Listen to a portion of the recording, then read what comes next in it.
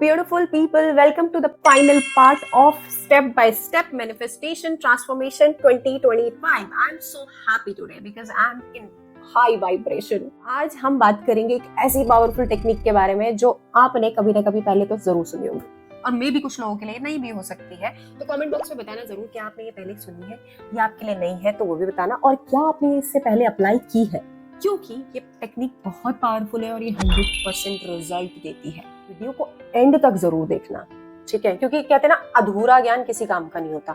तो अगर आधी वीडियो देखोगे तो चीजें समझ नहीं आएंगी।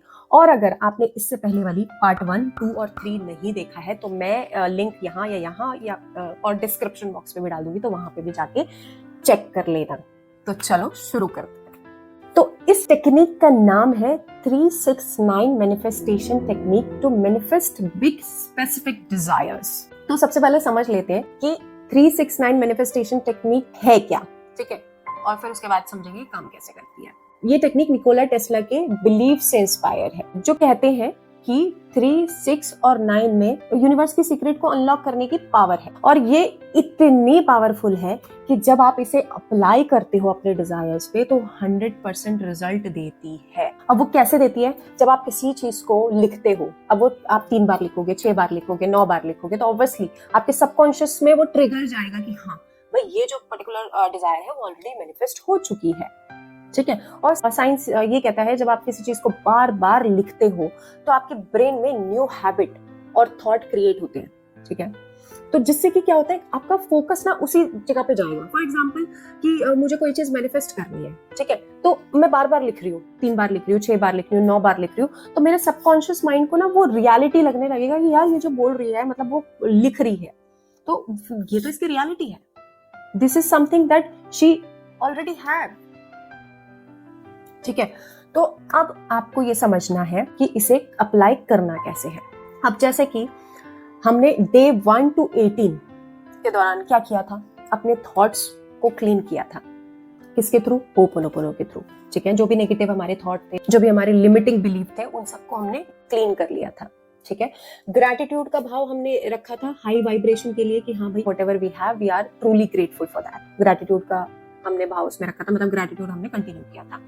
तीसरी चीज, हम नेचर से कनेक्ट हुए थे, जिससे कि क्या था कि जब हम नेचर से कनेक्ट होते हैं तो हम ग्राउंडेड रहते हैं, राइट।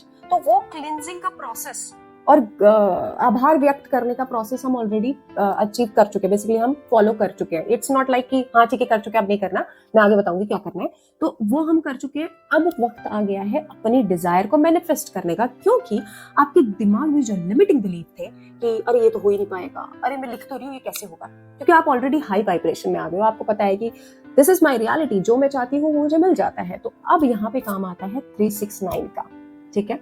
तो अब आपको करना क्या है, डे 18 to 25 तक कंटिन्यूअसली आपको अपनी एक कोई पर्टिकुलर डिजायर लिखनी है। अब डिजायर एग्जाम्पल से बता रही हूँ मैं, कुछ भी हो सकती है। देखो, किसी को शादी मैनिफेस्ट करनी है, किसी को घर मैनिफेस्ट करना है, किसी को मनी मैनिफेस्ट करना है, किसी को लाइफ पार्टनर मैनिफेस्ट करना है, किसी को जॉब मैनिफेस्ट करनी है। तो आप उस पर्टिकुलर डिजायर को मॉर्निंग में 3 बार ऐसे लिखेंगे। मैं मनी से रिलेटेड बता देती हूँ, मतलब एग्जांपल के तौर पे बता रही हूँ, उसी को ऐड कर लेना अपने पर्टिकुलर एरिया में। तो आप लिखेंगे, I am earning 1 lakh rupees easily and effortlessly every month, ठीक है। 3 बार लिख लिया। इसी को 6 बार रिपीट करना है आफ्टरनून में, और इसी को 9 बार रिपीट करना है नाइट में। अब देखो, लिखते टाइम ना ऐसी फीलिंग आनी चाहिए कि as if it's already done, you are just writing it. अभी आप मेरी वीडियो देख रहे हो, अब आपसे कोई पूछे ये तू मोनिका की वीडियो देख रही है, तुझे कैसी फीलिंग आ रही है, आप बता सकते हो, ठीक है। आप बता सकते हो, और ये मैं उसकी वीडियो देख रही हूँ, ऐसे बोल रही है, ऐसे बोल रही है, मैं ये चीजें सुन रही हूँ, ये बता रही है। तो इट्स लाइक दैट, प्रेजेंट में हो रहा है वो, राइट। तो ऐसे ही आपकी जो डिजायर है ना, ऐसे समझना है एज इफ ये हो चुका है, और आपको फील करना है, इट्स रियलिटी फील करनी है। अब मैं आपको बताऊं, जो आपकी लैक की फीलिंग है ना, यानी कि जो चीज आपके पास नहीं है, वो आपकी 3D है, करंट रियलिटी है, ठीक है। तो उस करंट रियलिटी आई कहां से, वो नेगेटिव चीज आई कहां से? आपने पास्ट में कुछ ऐसा सोचा होगा जो आपके आज करंट में वो रिफ्लेक्ट हो रहा है, राइट। बट हमको कौन सी रियलिटी को मानना है? हमारी जो रियल रियलिटी है, वो हमारी मैनिफेस्टेशन जो 4D में है, हम उसको रियल मानेंगे इस प्रोसेस के दौरान, right. Majority of the cases में ये रिजल्ट्स बहुत जल्द आ जाते हैं, ठीक है। बट अगर आपको लगता है कि भाई अभी आप रियलिटी फील नहीं कर पा रहे हो, तो आप इसको 21 डेज तक कंटिन्यू करना, अदरवाइज 45 डेज तक कंटिन्यू करना, ठीक है, क्यों 21 डेज, इसकी 21 डेज के बाद आपको लेट गो कर देना है, ठीक है। और मैं एग्जांपल से, मतलब एक एग्जांपल क्या मेरे पास है तो मैं दिखा देती हूँ कैसे लिखना है। मैंने अपनी स्किन के लिए लिखा था आज से 2 साल पहले, मतलब ये मैंने ढूंढी है डायरी, ये दिख रहा होगा आपको, ये देखो, ठीक है। तो मैंने ऊपर लिखा है 369 टेक्निक, थैंक यू यूनिवर्स। तो देखो मैं ना चीजें बहुत सिंपल रखती हूँ, ठीक है, मैंने कुछ भी उसमें ऐसा ऐड नहीं किया। बट आपको अगर ऐसा है कि आपका किसी यूनिवर्स, हायर पावर पर्टिकुलर पे बिलीव है तो आप लिख सकते हो। बिलीव अगर बहुत स्ट्रांग है आपका तो ऊपर लिख देना।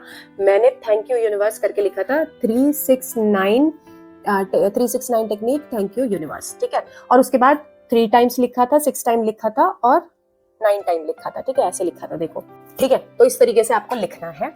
अब आफ्टर 21 डेज आपको आपके डिजायर को रिलीज कर देना है। Release in the sense detach हो जाना है, लेट गो कर देना है। लेट गो कैसे?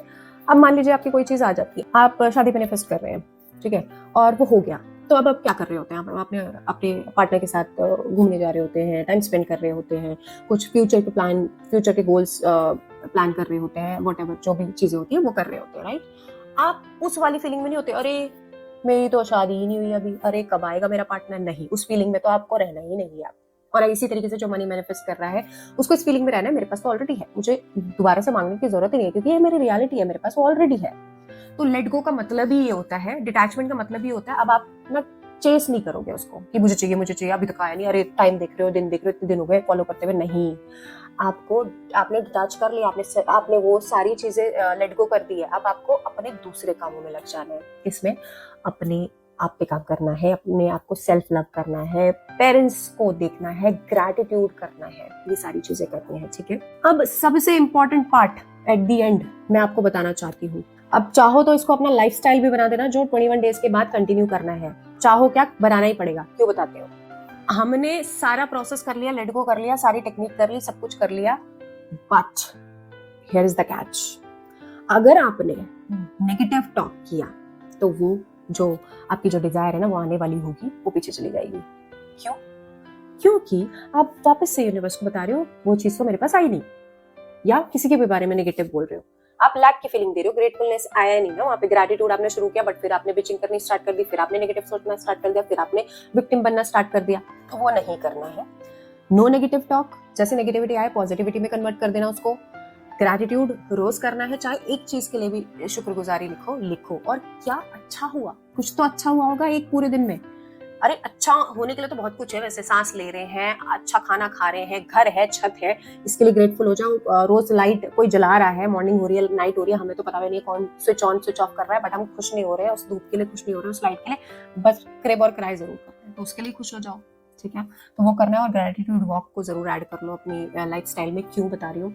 जब आप इस 4 दीवारी से बाहर निकलते हो ना, भले ही देखो घर कितना भी बड़ा हो, कितना भी पॉजिटिव हो, कितना भी अच्छा हो, जब उधर ही रहते हो ना, तो क्योंकि वो ऑलरेडी आपकी पुरानी जो नेगेटिव फीलिंग है वो ऑलरेडी वहां पे है, अपने घर को तो क्लीन किया नहीं है। और मैं हाँ एक चीज भी ऐड करूंगी, कभी हो तो चीजों को ना होपोनोपोनो से क्लीन करना स्टार्ट कर दो, चीजों को भी, घर को भी, हर चीज को भी, ये मैं भी करती हूँ। तो आपको करना क्या है, नेचर वॉक पे जाना जरूर है, ठीक है। नेचर वॉक पे जाओगे तो एक अलग ही सेंस ऑफ पॉजिटिविटी आएगी, और ग्राउंडेड रहोगे, मदर अर्थ से कनेक्टेड रहोगे, ठीक है। तो ये आपको करना ही करना है। ये आपको अपनी लाइफ में, अगर आप अपनी लाइफ में अबंडेंस चाहते हो, हमेशा अपनी मैनिफेस्टेशन पूरी करना चाहते हो, हमेशा अबंडेंट की फीलिंग चाहते हो, तो इसको तो अपनी लाइफ का पार्ट बना लो। इट्स लाइक कि जैसे खाना और पीना होता है ना, सोना होता है, खाना खाते हैं, पानी पीते हैं, सोते हैं, ऐसा बना लो। और गारंटी के साथ कह रही हूँ, अगर मेरी जिंदगी 360 डिग्री बदल सकती है ना बस इन चीजों को करके, तो आपकी भी बदल सकती है। और 369 टेक्निक के बारे में मुझे कुछ ऐसा बड़ा चढ़ा के बोलने की जरूरत नहीं है, बहुत पावरफुल टेक्निक है और 100% वर्क करती है, एंड गारंटेड वर्क करती है। तो लग जाओ इस चीज पे और स्टार्ट कर दो। एट दी एंड, वीडियो का एंड आ गया, बट मुझे बंद करने का मन नहीं कर रहा है, इतना अच्छा लग रहा है मुझे बताते हुए, क्योंकि आज मैं बहुत ही हाई वाइब्रेशन में हूँ। क्योंकि ऑब्वियसली जब आप इतने दिन से चीजें प्रैक्टिस करते आते हो ना, तो आपकी वाइब्रेशन ऑटोमेटिकली हाई हो जाती है। तो मेरी वाइब्रेशन को आप फील कर सकते हो कि मेरी वाइब्रेशन कितनी हाई है, ठीक है।